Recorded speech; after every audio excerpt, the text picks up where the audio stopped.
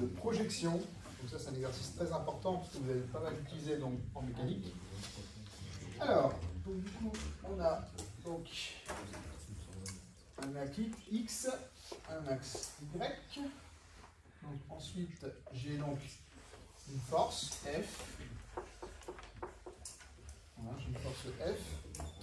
Donc, on est dans la base du coup IJ. Ça représente du coup des vecteurs unitaires. On a un angle θ. Donc, pour la force par rapport à l'axe X. Et donc, du coup, si je fais une projection donc, de la force sur l'axe X, donc du coup, je projette perpendiculairement sur l'axe. Donc, du coup, cette projection de la force sur l'axe X va me donner du coup une force donc, qui est complètement sur l'axe X et qu'on va appeler Fx. Je vais faire exactement la même chose sur Y. Voilà. Donc là, ici, du coup, cette force-là, donc je vais l'appeler Fy. C'est le projeté donc, de la force F sur l'axe Y. Alors, si on regarde bien au niveau des vecteurs, on remarque que, bien sûr, la relation de Schall permet de dire que j'ai F qui va être égal à Fx plus Fy. D'accord ? Également, vu qu'on est dans des triangles rectangles, on peut également dire, d'après le théorème de Pythagore, on s'en servira pour la vérification, on peut dire, d'après le théorème de Pythagore, également que j'ai f carré qui est égal donc à fx carré plus fy carré. D'accord ? Alors, donc les données, on me donne donc la force, 200. On me donne également donc l'angle qui vaut 30 degrés. Donc il faut calculer du coup la norme donc, de ces projetés-là, donc de ce vecteur-là, la norme de ce vecteur-là, et également la norme de ce vecteur-là. D'accord ? On vérifiera du coup les résultats avec le théorème de Pythagore que j'ai remis ici. Alors, du coup, qu'est-ce qui se passe? On est ici donc dans un triangle rectangle. Je peux mettre le carré dans l'angle droit dans ce sens-là. Donc, on est dans un triangle rectangle que voilà, je matérialise. Voilà, et on va faire tout avec ça. Donc là, je remarque que si j'ai effectivement fy ici, c'est-à-dire qu'en fait, je le retrouve aussi ici, fy. Donc ce vecteur-là, bien sûr, c'est le même que l'autre, donc c'est fy également. Alors, on y va. Donc du coup, je vais exprimer le cosinus de l'angle.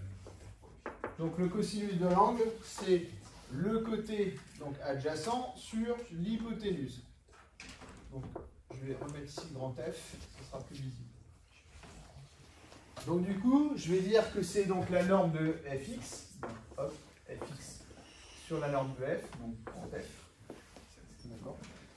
Donc, produit en croix, j'en déduis que fx, du coup, bah, c'est f fois cosinus de l'angle θ. Donc si je remplace, donc ça fait fx qui est égal donc, à 200 fois cosinus 30 degrés. Donc j'en déduis que fx il fait à peu près donc 173. D'accord ?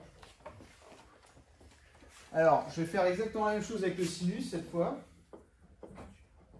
Donc le sinus de θ, donc ça va être le côté opposé, donc divisé par l'hypoténuse.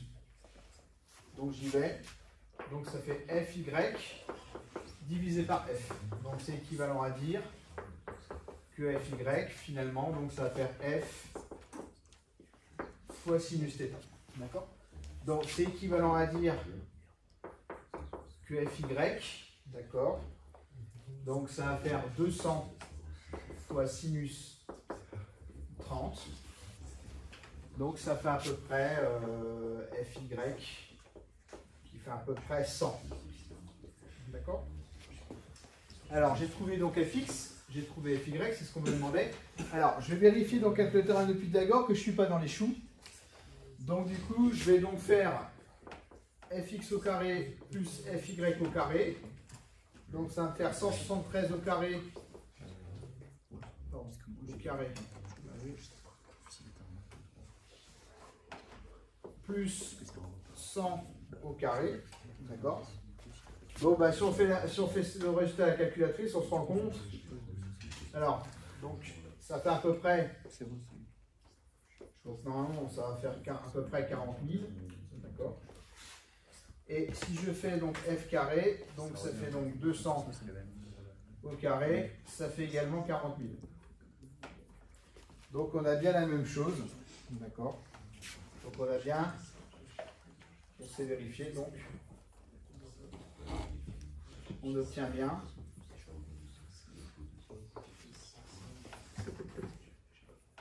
donc f carré qui est égal à environ, bon après évidemment il y a peut-être quelques... Ça se peut qu'on ne retrouve pas exactement la même chose avec les arrondis, mais globalement ça doit rester dans le même ordre de grandeur. Donc ça nous permet du coup de vérifier qu'on ne s'est pas trompé. D'accord. Voilà.